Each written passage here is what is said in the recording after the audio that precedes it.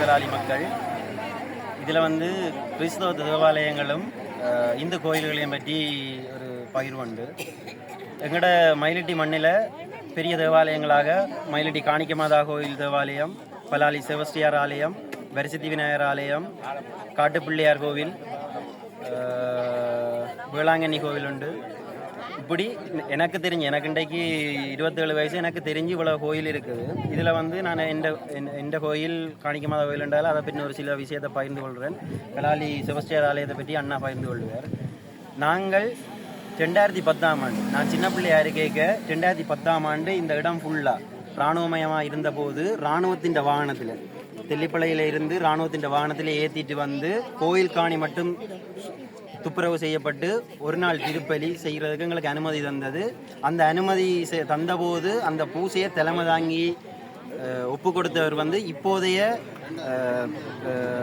பேராயர் ஜஸ்டின் ஞான பிரகாசம் தலைமையிலான அந்த பூசை நடந்தது. ஏனெண்டா இப்போ நான் சொல்ல வர்ற விஷயத்துக்கு ஒரு மிகப்பெரிய ஒரு சாட்சியாக இருக்கிறதும் அவர் தான். ஏனெண்டா இந்த பூசை வைக்க 2010 நாங்கள் வந்து வைக்க கோயில் முழுமையாக இருந்தது.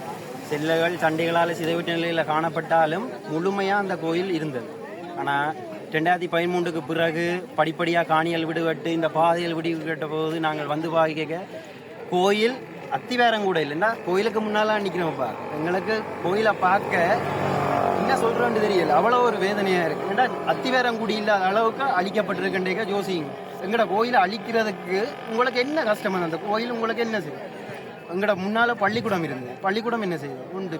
இன்றைக்கு இந்த ரோட்டிலேயே வெறும் நிலமா, வெறும் தரிசு நிலமா. இதுலேருந்து ஒரு 100 மீட்டரில் 2 பக்கம் 10 தான் கிடக்கு. அந்த இடம் மட்டும் கொஞ்சம் வெட்டியாக கிடக்கு. எங்களோட சிவமக்கால இருக்கு. எந்த குடும்பத்தில் ஒரு ஆள் செத்தா தாக்க வேண்டிய இடம் அங்கே. ஆனால் இன்றைக்கு எங்களோட நிலமே இல்லை. நான் தச்சுதுறை எனக்கு கொண்டு நடந்தால் என்ன பெருத்துறையை கொண்டு போகணும் தாக்குறது. சொந்த ஊரில் எந்த குடும்பத்தில் பிறந்த ஒரு ஆளை அடக்கம் செய்யலாத நிலைமையில் இருக்கிறோம்னா இந்த அரசாங்கத்தை பார்த்து நாங்கள் கேட்குற ஒரே ஒரு கேள்வி இல்லை. எங்களோட அம்மா அப்பாவை இந்த நிலத்தில் நீங்கள் வாழ விடையில்லை. 36 வருஷமாக அடித்து கிளச்சி வாழ விடையில்லை.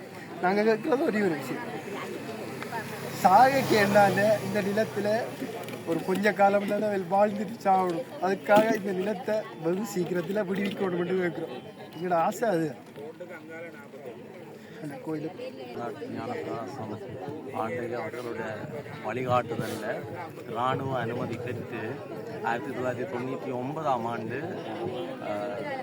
செபஸ்டியார் ஆலய திருவிழா ஒப்பு கொடுக்கப்பட்டது. அந்த நேரம் எங்கள் ஆலயம் பராமரிப்பு இன்றி இருந்தாலும் கட்டிடங்கள் பழைய மாதிரியே இருந்தன. ஆனால் பின்னர் யுத்தத்துக்கு பின்னான காலத்தில் இந்த காணிகள் விடுவிப்பு சம்பந்தமான நிகழ்ச்சி திட்டங்கள் நடைபெற்று கொண்டிருந்த வேளையில் நாங்கள் மீண்டும் வந்து பார்த்தபோது எமது ஆலயத்தை சுற்றி இருந்த எமது வீடுகள் எல்லாமே தரைமட்டமாக்கப்பட்ட நிலையில் உள்ளது.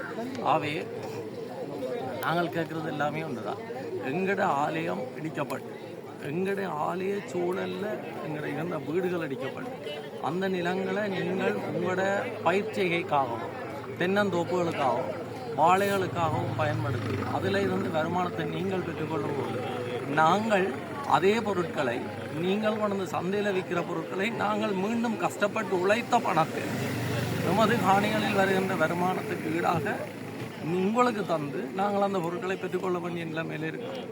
தயவு செய்து நாங்கள் கேட்பதெல்லாம் ஒன்றுதான், தயவு செய்து இராணுவம் இந்த இடத்துல இருந்து வெளியேறணும். ஆக குறைஞ்சது எங்களோட பெற்றோராவது அவர்கள கடைசி காலங்களில் தங்களோட காணிகளில் வந்து வாழ்கிறதுக்கான அனுமதியை இந்த அரசாங்கம் தரணும். இந்த அரசாங்கத்தால் இது கூட கரையலாதுன்னு சொன்னால் எங்களுக்கு எப்பயுமே எதுவுமே கிடைக்க போகிறதில்லை. ஆகவே உடனடியான இதுக்கான ஆவணை செய்யணும். தொடர்ந்தும் இந்த காணி விடுவிப்பு நடைபெறும் வரை இந்த போராட்டம் தொடரும். ஒவ்வொரு வெள்ளியும் காலை 8 முதல் 1 மணி வரை 2 பேரோ ஒருவரோ இல்லை கூடுகின்ற மக்களோடு இந்த போராட்டம் தொடர்ச்சியாக நடைபெறும்.